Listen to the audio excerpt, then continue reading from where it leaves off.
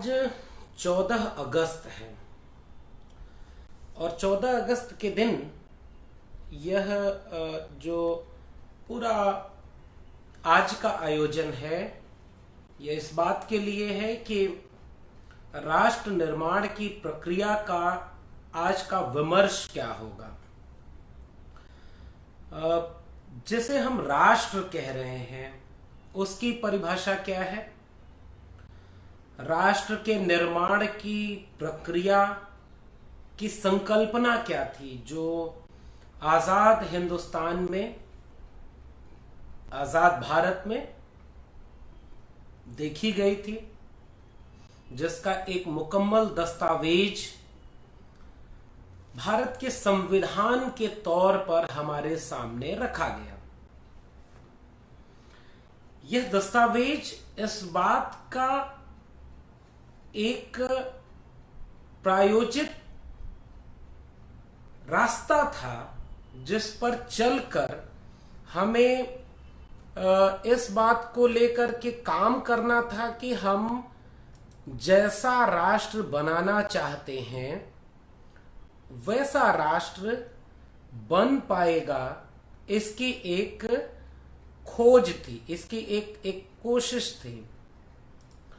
और यह कोशिश इस बात के लिए की जा रही थी कि जैसा हमने सोचा है, जैसा हमने चाहा है, वैसा देश कैसा बनेगा।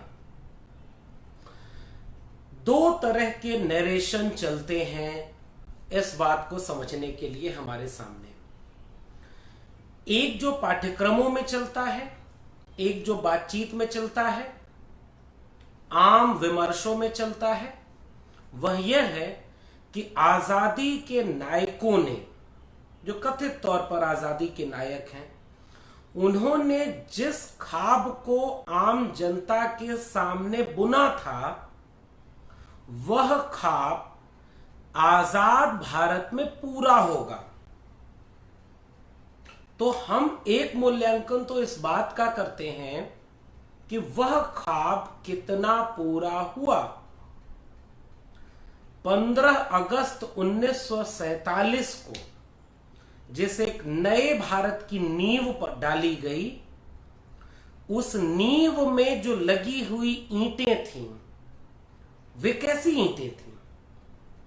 एक तो ये परिभाषा आजादी के कथित नायकों की जो परिभाषा दी जाती है, जिस पर यह कहा जाता है कि गांधी, भगत सिंह और तमाम नायक। दूसरा एक सवाल जो आज के दिन मैं जोड़ना चाहता हूं, वह सवाल यह है कि इस देश में ज्ञात इतिहास जो रहा है दर्शन का, यह देश कैसा होना चाहिए इस बात का, उस ज्ञात इतिहास में एक परंपरा यथास्थितिवादी, दक्षिणपंथी, पुनरुत्थानवादी वैचारिकी की है और उसी के समानांतर दूसरी परंपरा सामाजिक न्याय की वैचारिकी की है।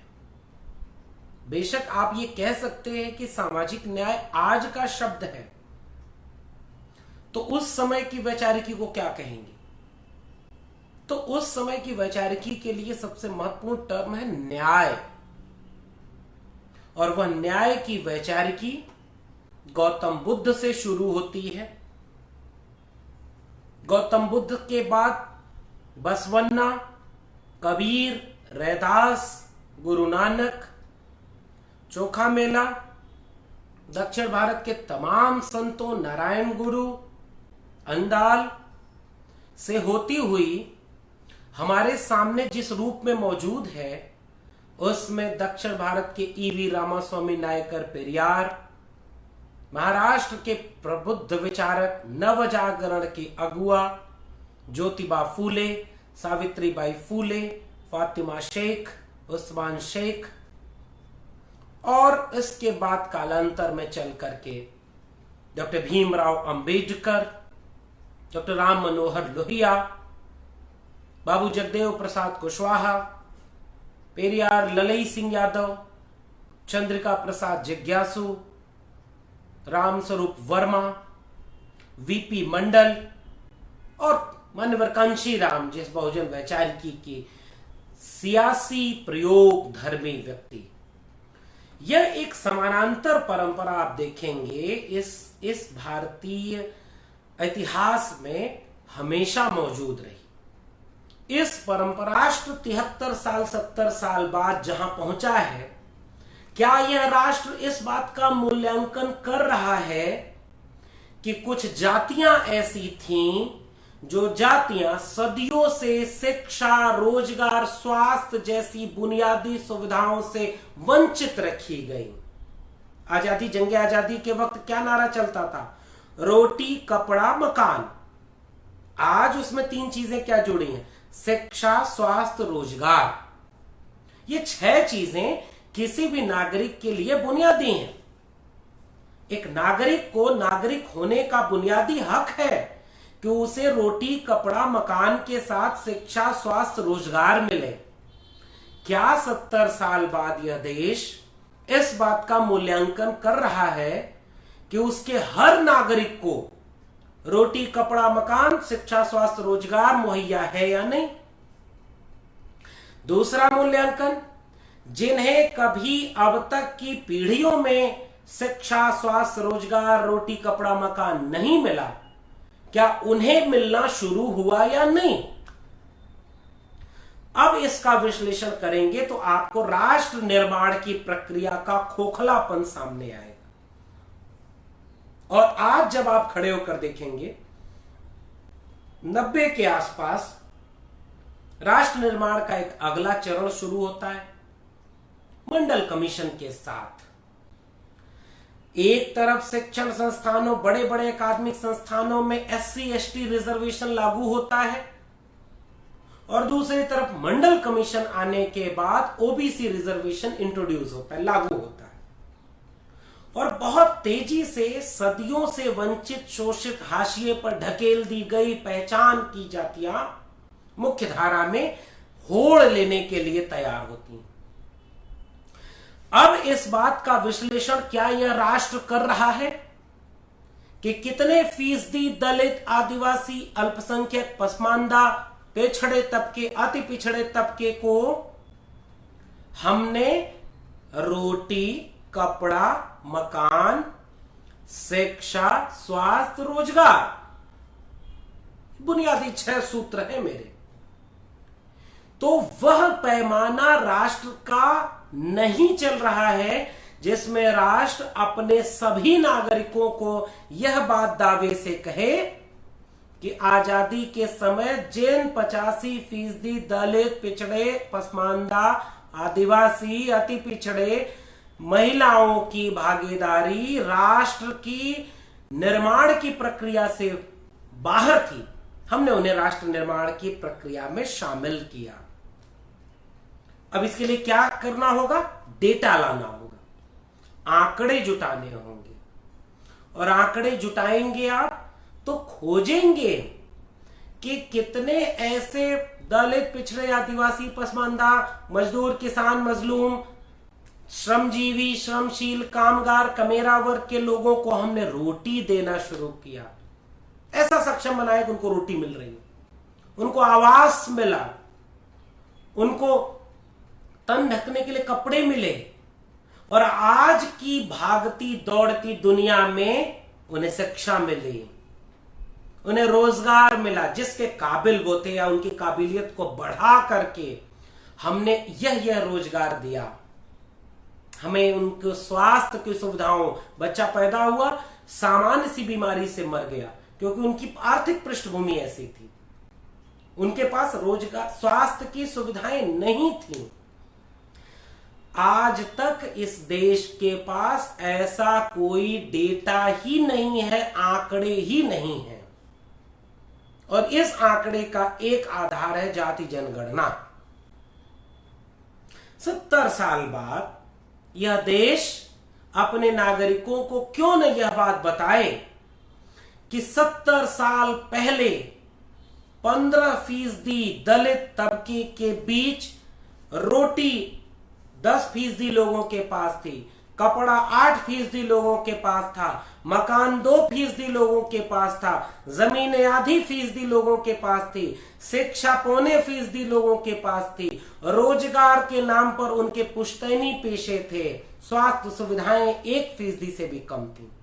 70 साल बाद हमने उन 15% दलितों में हर व्यक्ति को तन ढकने का कपड़ा दिया, हर व्यक्ति को पेट भरने की रोटी दी, हर व्यक्ति को शरीर छुपाने के लिए मकान दिया, हर दलित को शिक्षा दी, रोजगार दिया, स्वास्थ्य की सुविधाएं मुहैया कराई।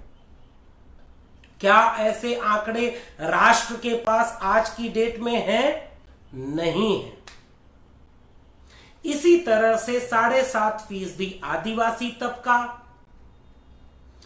52 से 54% अन्य पिछड़ा वर्ग, अति पिछड़ा वर्ग, सब मिला लीजिए तो इनके संबंधित आंकड़े, पसमानदा तबके के जो अल्पसंख्यक तबके के दलित, पिछड़े, आदिवासी लोग हैं, और इन सभी तबकों की महिलाएं, इनके आंकड़े नहीं है इस राष्ट्र के पास। तो यह सवाल तो आज पूरे देश में पूरी ताकत से उठाना होगा कि फिर आप देश चलाते कैसे हैं, आप कैसे प्रावधान बनाते हैं, किनको घर देते हैं, किनको रोजगार दे रहे हैं, किनके लिए स्वास्थ्य सुविधाएं हैं, किनको शिक्षा दे रहे हैं, किनको जमीन का हक आपने दिया। ये सवाल आज राष्ट्र निर्माण की बहस की प्रक्रिया के सबसे बुनियादी सवाल होने चाहिए। ये मेरी पहली बात है। बिना इस प्रक्रिया के विश्लेषण के आप बाहर दुनिया को यह बताते रहेंगे कि आप एक समावेशी, जनतांत्रिक, लोकतांत्रिक, समाजवादी, पंथ निरपेक्ष देश है, राष्ट्र है। देश एक अलग सांस्कृतिक टर्म है ना, राष्ट्र एक पॉलिटिकल टर्म है। तो जब हम कह रहे हैं राष्ट्र निर्माण की प्रक्रिया, तो जिन सियासी कंधों पर इस राष्ट्र के निर्माण की प्रक्रिया जिम्मेदारी के बतौर सौंपी गई थी, विश्लेषण उनका होगा। तो निर्माण आप किसका कर रहे हैं? राष्ट्र मतलब कौन? अगर आपके यहां भेदभाव किसी एक पहचान पर आधारित नहीं है, अलग अलग पहचान पर अलग अलग प्रकृति के अलग अलग प्रतिशत में भेदभाव इस देश में हुए। जाति के नाम पर सबसे ज्यादा भेदभाव, लैंगिक आधार पर पुरुष और महिला के बीच सबसे ज्यादा भेदभाव महिलाओं के साथ, जाति के नाम पर 85% बहुजन के साथ, शहर और गांव की पहचान के मुताबिक गांवों के साथ सबसे ज्यादा भेदभाव हुआ। पेशों के मुताबिक जो प्राइमरी सेक्टर था, कृषि, पशुपालन, हस्तशिल्प, कुटीर उद्योग, लुहार, कुम्हार, बढ़ई, मोची, नाई, निषाद, तमाम खेतीहर जातियां, इन पेशों के साथ क्या ट्रीटमेंट किया है इस देश ने 70 साल में, और दूसरी तरफ इन पेशों में कितनी 70 साल में बढ़ोतरी हुई, और दूसरी तरफ नए पेशे जिनमें सबसे ज्यादा आर्थिक निवेश किया गया, इन निवेश के पेशों में कितनी भागीदारी 85% बहुजन की हुई। यह आपका दूसरी कसौटी होगी। देश चलाने के लिए अगर हर एक नागरिक एक नमक माचिस की तीली भी खरीदता है, इनडायरेक्ट टैक्स देता है, हर नागरिक इनडायरेक्ट डायरेक्ट टैक्स पे करता है, जिससे देश चलता है। तो देश के संसाधन जो राजनीति ने, जो कुर्सी पर बैठे लोगों ने देश पर खर्च किया, राष्ट्र पर खर्च किया, वे कहां खर्च हुए?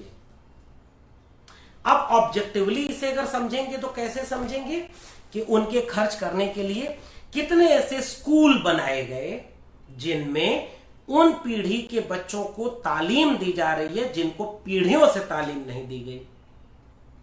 इसका कोई आंकड़ा है क्या? इस देश में नई शिक्षा नीति आई है, उसमें ड्रॉप आउट रेशियो बताया गया है कि दलित तबके का जो एनरोलमेंट रेशियो है 8वीं 10वीं 12वीं BA में लगातार कम होता जाता है। आदिवासी तबके का एनरोलमेंट रेशियो लगातार कम होता जाता है। पिछड़े तबके में तमाम जातियां ऐसी हैं जो अभी शिक्षा की दहलीज तक नहीं पहुंच पाई हैं। अति पिछड़ी तमाम छोटी छोटी जातियां, जो बड़ी जातियां, कथित तौर पर बड़ी जातियां कही जाती हैं पिछड़े तबके के, वो जैसे जैसे उच्च शिक्षा की ओर बढ़ेंगे कम होती गई और प्रोफेसर तक जाते आते जीरो हो गई। यह एक देश के, एक राष्ट्र निर्माण की प्रक्रिया का विश्लेषण है कि आपने इतना पैसा शिक्षा पर खर्च किया और इससे इस देश के हाशिए पर ढकेले गए वंचित तबके को इस तरह से हमने ग्रेजुअली, क्रमशः शामिल किया और इन्हें शिक्षा दी।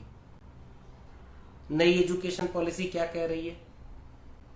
3000 से कम जहां बच्चे होंगे उन स्कूलों को, उन महाविद्यालयों को बंद कर दिया जाएगा। जिले लेवल पे मेटा विश्वविद्यालय, Meta school, Meta degree college खोले जाएंगे। फिर तो आपने राष्ट्र निर्माण की प्रक्रिया में उन लोगों को पहले ही बाहर करने का मन बना दिया है जो पहली बार शिक्षा की दहलीज तक आ रहे थे। इसी तरह से स्वास्थ्य सुविधाएं, और अब तो कोविड-19 के ग्लोबल पैंडेमिक के दौर में यह तो सच्चाई सबके सामने आ गई। मरा कौन? सरकारी अस्पताल किनके लिए हैं? सरकारी अस्पतालों को इस हद तक बर्बाद करने का जिम्मेदार कौन है? सर्दी, खांसी, जुखाम बीमारी, मलेरिया से जान चली जाए, और दूसरी तरफ एक तबका ऐसा बना जो अपने अंगों का प्रत्यारोपण करवा करके कैंसर जैसी बीमारी ठीक करके जिंदा है, क्योंकि उसके जेब में लाखों रुपए हैं। तो अब राष्ट्र को यह विचार करना होगा कि जैसे ही आपने शिक्षा के साथ किया, Ashoka, Galgotia, lovely professional university को बनाया, वहां किनके घरों के बच्चे पहुंचे? क्योंकि वहां आपकी परिभाषा में अच्छी तालीम दी जा रही। तो सरकारी स्कूलों से निकल करके कितने लोग इन इंस्टीट्यूशन तक पहुंचे, यह मूल्यांकन राष्ट्र को करना होगा। और किस किस तबके की भागीदारी हुई? दलित, पिछड़े, आदिवासी, अल्पसंख्यक और महिलाएं। इन घरों की महिलाएं जो आमतौर पर उनके लिए वेदों में कहा गया असूर्यम पश्या, महिलाओं को चौका, बेलन, घर, चौकी, बर्तन, इसी बच्चे पैदा करना, उनका पालन पोषण करना, परिवार की सेवा करना, महिलाएं। और उन महिलाओं को आपने समाज की, राष्ट्र निर्माण की मुख्य धारा में कितना पहुंचाया? तो शिक्षा, स्वास्थ्य, रोजगार में आपको डेटा देना होगा। जितना निवेश आपने हस्तशिल्प, कुटीर उद्योगों, छोटे छोटे पेशों, कुम्हार, लुहार, बढ़ई, नाई, मोची, निषाद, तमोली, तेली, तमाम जातियां हैं, छोटी छोटी जातियां हैं, इनके पेशे नव उदारवादी नीतियों के तहत बर्बाद किए गए। तो क्या इन पेशों के हुनरमंद हाथों को कोई नया पेशा मिला क्या? अब तो कोविड-19 के बाद तो नौकरियां जा रही, तो आपकी आर्थिक नीति क्या है? रोजगार की नीति क्या है? इसका विश्लेषण तो राष्ट्र निर्माण की प्रक्रिया में 70 साल तो बहुत होते हैं करने के लिए। जमीन का मालिकाना हक, संपत्ति का विश्लेषण। पिछली सरकार में सामाजिक और आर्थिक सर्वेक्षण के आंकड़ों में आर्थिक सर्वेक्षण के आंकड़े जारी किए गए। 1% लोगों के पास इस देश के 73 दलित, पिछड़े, आदिवासी, पसमानदा महिलाओं के लिहाज से रोटी, कपड़ा, मकान, शिक्षा, स्वास्थ्य, रोजगार, पुश्तैनी पेशे, जमीन का मालिकाना हक नहीं है उनके पास आंकड़े। तो अब सामाजिक न्याय के आंदोलनों की, सामाजिक न्याय की वैचारिकी की यह जिम्मेदारी है। अपने अपने लेवल पर काम शुरू करिए।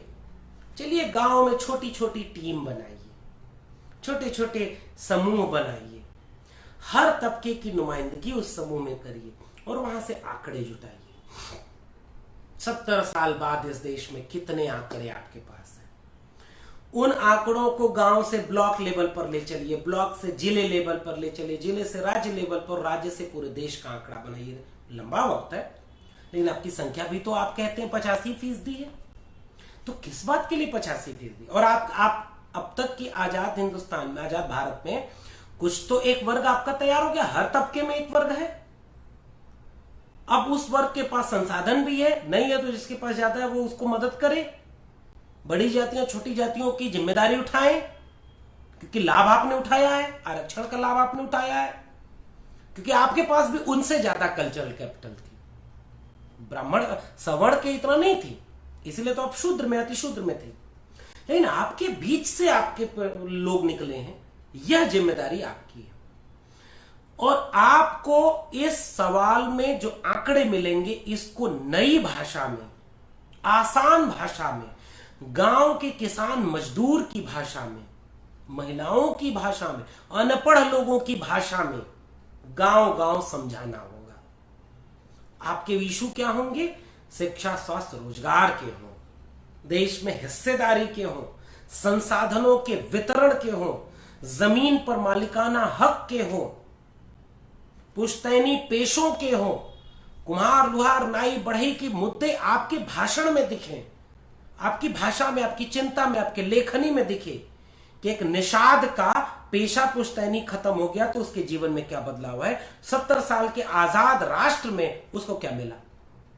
एक महिला जो दलित घरों की महिला है, जो वाल्मीकि महिला है, जो पसमानदा घर की दलित महिला है, उसकी भाषा में आप उसकी समस्या को एड्रेस करें।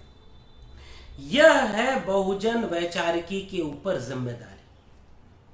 मेरे हिसाब से आपको नई भाषा चुननी होगी, नई शब्दावलियां गढ़नी होंगी।